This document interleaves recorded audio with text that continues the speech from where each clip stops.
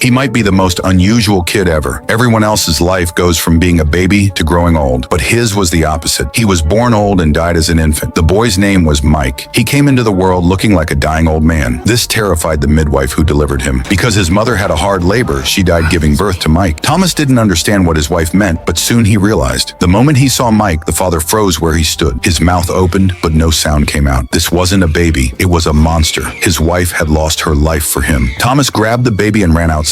He tried to throw him into the river, but as he hesitated at the riverbank, the police spotted Thomas and arrested him. Thomas was passing by a nursing home. He left Mike in front of it, and then he walked away. Luckily, Anna, the caretaker of the nursing home, came out. Though the strange baby startled her, her natural kindness softened her heart. As a woman who couldn't have children, she believed the baby was a gift from God. Soon she called a doctor. The baby was diagnosed with severe cataracts, arthritis, loose skin, and stiff limbs. Everything in his body was breaking down. It wasn't really a baby. It was more like an old man on his deathbed. The doctor said Mike wouldn't survive, but Anna insisted he was a miracle. She took him in despite the doctor's warnings. She named him Mike. When she introduced him to the people at the nursing home, Anna lied and said Mike was her sister's child, a black woman with a white baby. Her lie was clumsy. Though everyone knew the truth, they all chose to accept it. And so Mike had a home, but young Mike didn't realize he was just a child. His appearance was no different from an old man's. The only difference was he liked to play with knives and forks at dinner. He loved rolling his wheelchair around, and he was curious about the outside world. Every old man had his own habits. Here, Mike felt safe. When he was 7 years old, Anna took Mike to church. She prayed to the priest for two things. First, that she could bear children, and second, that sickness would stay away from Mike. In the middle of all the prayers, Mike stood up with trembling legs. He took his very first steps and learned to walk. Even many years later, Mike still thought of it as a miracle. But fate always demands a price, and its gift came with a cost.